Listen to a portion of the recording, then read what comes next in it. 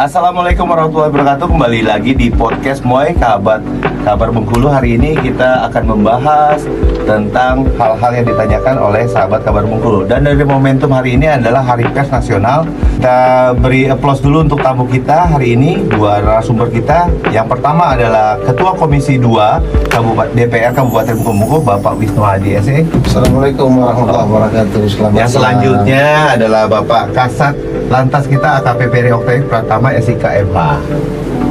Jadi sahabat kabar, hari ini kita akan membahas topik-topik yang ditanyakan dari sahabat Kabar Bengkulu. Hari ini kita akan membahas terkait tentang konsep berlalu lintas. Baik Pak Ketua Komisi 2 DPR Kabupaten Bengkulu, Pak Wisnu aja, Abang Wisnu lah, enaknya dipanggil nih Bang Wisnu nih. Bang Wisnu, kalau dari Abang Wisnu sendiri selaku anggota DPR, ada nggak masyarakat yang curhat terkait lalu lintas seperti apa? Ya, terima kasih. Assalamualaikum warahmatullahi wabarakatuh. Momen yang sangat menarik di Hari Pers ini, dan memang apa yang disampaikan oleh Kabar Bengkulu, bahwasanya sekarang banyak kita mendapat laporan, terutama dari orang-orang tua dan juga tokoh-tokoh masyarakat berkenaan dengan kenakalan remaja, terutama yang kita bahas pada siang hari ini berkenaan kenakalan remaja yang berkendaraan atau mengendarai kendaraan bermotor, dalam hal ini roda 2 maupun roda 4. Tapi yang sering menjadi perhatian kami ataupun mendapat respon dari kami berkenaan dengan berkendaraan yang memakai roda 2, terutama anak-anak kita yang tidak memakai helm dan juga memakai knalpot brong atau knalpot racing yang biasa kita kenal. Dan juga banyaknya kita lihat di lalu lalang anak-anak kita yang belum sadar mengendarai kendaraan di jalan raya dengan kecepatan tinggi. Betul, atau bahasa istilah kerennya itu kebut-kebutan di jalan raya. Betul. Jadi hal ini pertama kami berharap dan mengapresiasi, walaupun ini podcast diskusi kita pada siang hari ini, tapi sebelumnya juga kami sudah mengapresiasi kinerja kawan-kawan dari pihak kepolisian. Dalam hal ini Satlantas Polres Mukomuko sudah melakukan, namun mungkin jangkauan yang sangat jauh, rentan kendali hampir 120 kilo dari pusat lantas yang ada di Kabupaten Mukomuko, sehingga banyak yang tidak terpantau. Harapan kami ke depannya, apalagi kita sebentar lagi akan menyambut Hari Besar Islam, yaitu kita akan menyambut bulan suci Ramadan. Tentu mengharap sekali kepada bapak-bapak, khususnya Satlantas Polres Mukomuko, untuk melakukan edukasi ataupun melakukan penertiban selama bulan suci Ramadan, di mana bulan suci Ramadan ini kita menghargai masyarakat kita yang beragama Islam untuk bisa kusuk. Jangan sampai, apalagi biasanya di sore-sore hari ngabuburit anak-anak muda melakukan konvoy, sehingga mengganggu konsentrasi daripada kegiatan-kegiatan keagamaan ataupun ibadah di bulan puasa kita. Betul. Oke, jadi itu sahabat kabar, itu yang keluhan yang memang sering disampaikan ke Pak Wisnu kan, terkait yaitu tadi knalpot brong, kebut-kebutan, yaitu edukasi mungkin anak yang belum layak bermotor, dia bermotor, itu butuh peran semua. Baik, saya tanyakan langsung ke Pak Kasat Lantas Polres Mukomuko. Belum lama ini kita sudah launching, yaitu kegiatan Operasi Nala 2023. Kira-kira ada yang bisa disampaikan Pak Kasat? Terima kasih Bang Wisnu, Bang Fajri. Jadi yang pertama bertepatan dengan HPN nih, Hari Pers Nasional. Kami dari Satlantas Polres Mukomuko mengucapkan selamat Hari Pers Nasional. Kami juga memiliki harapan semoga sinergitas kami dengan pers selalu terjalin dengan baik, terutama dalam hal-hal kita memberikan pencerahan, penerangan berkaitan dengan tertib dalam lalu lintas seperti ini. Selanjutnya, ya betul, bertepatan memang kita sekarang sedang melaksanakan operasi keselamatan Nala tahun 2023. Kami sangat berterima kasih sekali. Bang Wisnu memang merupakan salah satu tokoh masyarakat di wilayah kita di Kabupaten Bengkulu. Kami sering menerima masukan saran juga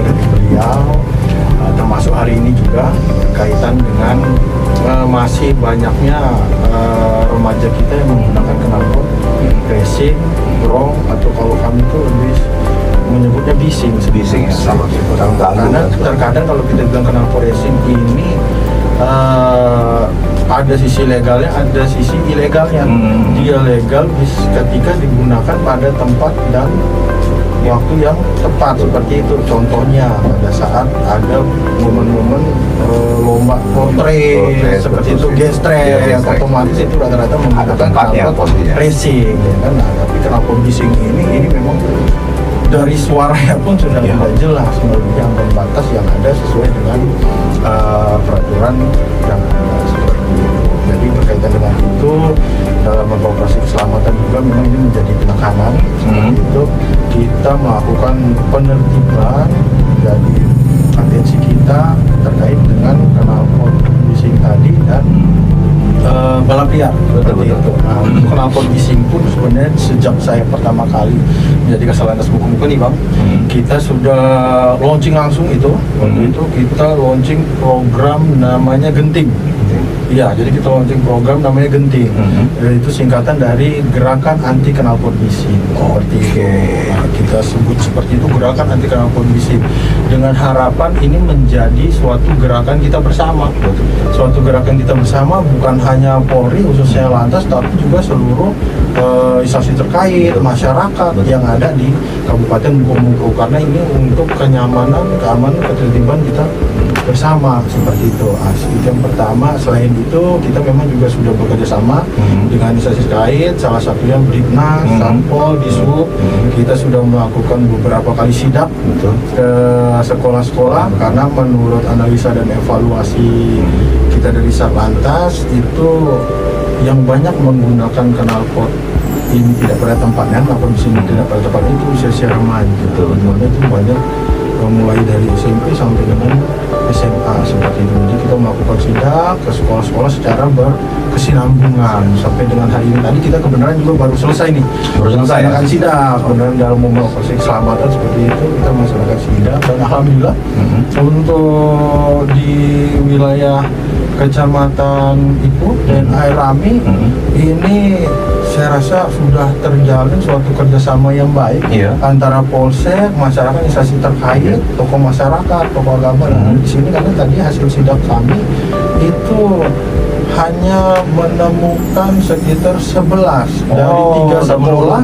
Iya, hanya 11 kendaraan yang masih menggunakan knalpot bising dari 3 sekolah yang kita sidak.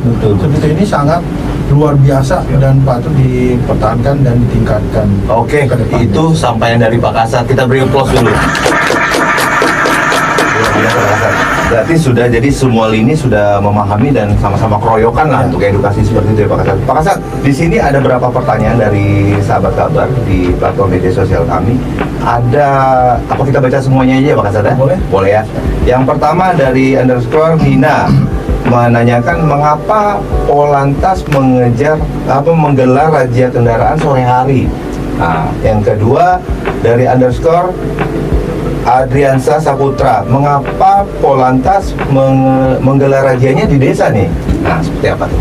Ya, jadi yang pertama memang ini saya memang kritik nih Bang, sore hari Bang, ya kan seperti itu. Ya, betul, jadi betul. Secara tupoksi kepolisian memiliki tugas, tanggung jawab dan wewenang sebagaimana diatur dalam undang-undang dan aturan-aturan perundang lainnya seperti itu. Kita menjalankan tugas itu selama 1 kali 24 jam seperti itu sudah kewajiban menjalankan tugas selama 1 kali 24 jam. Nah, untuk razia sendiri ini sudah diatur juga tata caranya ada di Undang-Undang 22 tentang lintas jalan, begitu juga di PP 80 seperti itu. Nah, kenapa dilaksanakan di sore hari? Kita melaksanakan untuk waktu ini sifatnya tentatif. Kenapa tentatif? Ini berdasarkan hasil analisa dan evaluasi kita. Seperti itu dilaksanakan ketika di mana yang pertama waktu dan lokasi rawan terjadinya laka. Nah, seperti itu. Begitu Yang kedua, waktu dan lokasi di mana sering terjadinya pelanggaran lalu lintas. Oleh karena itu, bukan hanya sore hari. Kadang kita untuk antisipasi bersama Sabara, Reskrim mungkin itu bisa kita laksanakan jam 12 malam malah seperti itu. Jadi langsung itu ya. tidak melewati, bahkan dini hari jam 3 itu kita jadi berdasarkan analisa evaluasi kita untuk memberikan kenyamanan, keamanan, ketertiban kepada masyarakat khususnya di bidang lantas. Tadi kenapa dilaksanakan di sore hari, karena itulah jam-jam yang menurut kami memang harus selalu aktivitas rame sekali dan pelanggaran cukup tinggi dan rawan terjadinya kecelakaan. Nah, yang kedua tadi Pak Kasat, mengapa Polantas merazia di desa? Ya, jadi ini di desa ya, ini jadi pengertian mungkin anggapan masyarakat kita di sini. Memang sebenarnya di PP 80 itu kami tidak melaksanakan razia, sebenarnya bukan di desa. Bukan Ini desa, ya? perlu diluruskan. Kami melaksanakan pemeriksaan kendaraan atau biasa disebut razia ini itu di jalan. Di jalan. Nah, pengertian jalan sendiri mungkin bisa sama-sama kita Betul. lihat di beberapa buku bisa kita baca di situ jelas bagaimana pengertiannya. Jadi itu perlu diluruskan, bukan di desa. Bukan desa. Ya, cuma tanggapan masyarakat kita mungkin dulu memang ini jalan desa. Iya, jalan Cuma desa. sekarang Iya. rata-rata jalan kita di Muku-Muku ini sudah merupakan jalan Nasional, nasional, betul. penghubung antar provinsi, bukan lagi penghubung antar kabupaten. Otomatis ini dari segi kerawanan terjadinya kecelakaan akan sangat tinggi seperti itu. Oke, kita beri aplaus. Jelaskan Pak Kasat. Jadi bahasanya diluruskan lagi nih sahabat, tadi dari beberapa pertanyaan tadi, mengapa ada razia di sore hari. Sebenarnya kalau razia ini bukan hanya sore hari, semua. Tambah lagi pertanyaan tadi di desa, mungkin ekspektasi masyarakat ini jalan desa nih, pada prinsipnya jalan nasional seperti itu. Jadi, nah sekarang saya ingin pertanyakan lagi ke Pak Ketua kita, Bang Wisnu nih.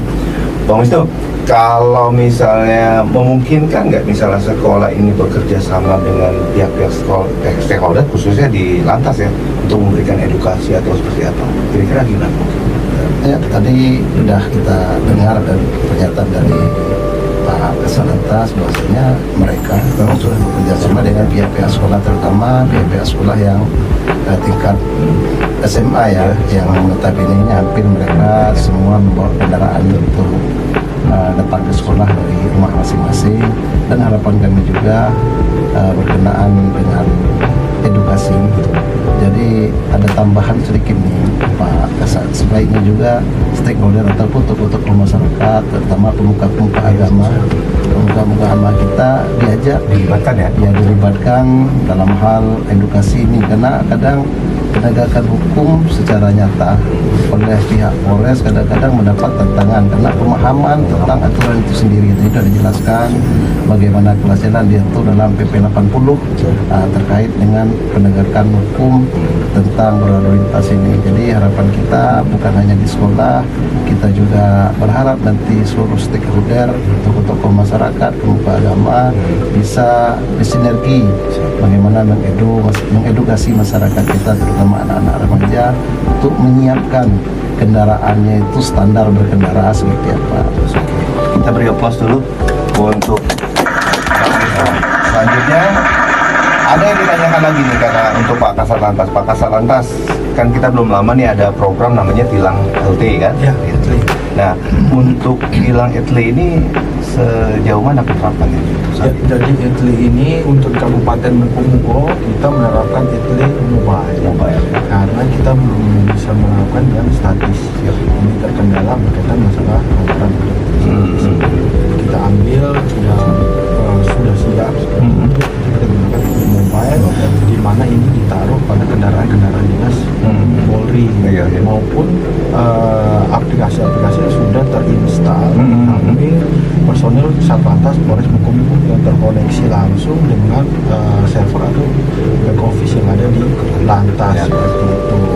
Jadi untuk ini sudah kita terapkan mulai tepatnya kita launching tanggal 10 November pada saat hari pahlawan tahun awal. Jadi sudah berjalan sampai sekarang cukup banyak pelanggar yang kita terkena capture kamera ini. Sehari itu bisa sampai 50-60 pelanggar seperti itu. Dan itu nanti selanjutnya akan dikirimkan surat konfirmasi Ini mungkin yang perlu jadi penjelasan detail untuk masyarakat. Jadi ketika dikirimkan surat konfirmasi itu silakan bisa datang langsung ke Satlantas mengkonfirmasi dulu benar atau tidak yang tercapture di foto itu, yang milik dia, bersangkutan kendaraan dia benar tidak dia melanggar pada hari yang sama. Jadi kita tidak serta-merta langsung melakukan tindakan pelanggaran seperti itu. Ini salah satu apa namanya imbas dari perkembangan zaman seperti itu. Jadi kita harus mengikuti modernisasi. Lebih mobile lah Ya, gitu ya. tapi berkaitan dengan itu juga untuk memaksimalkannya kita tetap menerapkan tilang dan tilang manual. Tilang manual ini pun kita terapkan untuk yang lebih spesifik khusus dan kita butuh identifikasi lebih cepat seperti itu untuk memberikan kepastian hukum untuk masyarakat. Salah satunya itu tadi yang sangat merasakan balap liar, kenalpot racing, jadi kita utamakan untuk penerapan tilang manual seperti itu. Oke, jadi itu terkait program LT dari ya, Siap. Mas. Nah, jadi sahabat kabar, jadi sudah disampaikan hal-hal tadi terkait dengan lalu lintas seperti itu. Nah, sebentar lagi ini kan kita menghadapi HUT Kabupaten yang ke-20 nih, Pak Ketua Dewan kita Bang Wisnu, Ketua Komisi 2. Kira-kira ada yang ingin disampaikan nggak untuk masyarakat kabupaten? Ya, terima kasih. Kami menyampaikan kepada masyarakat himbauan kami berkenaan dengan sebentar lagi kita akan menyambut HUT Kabupaten Bengkulu yang ke-20.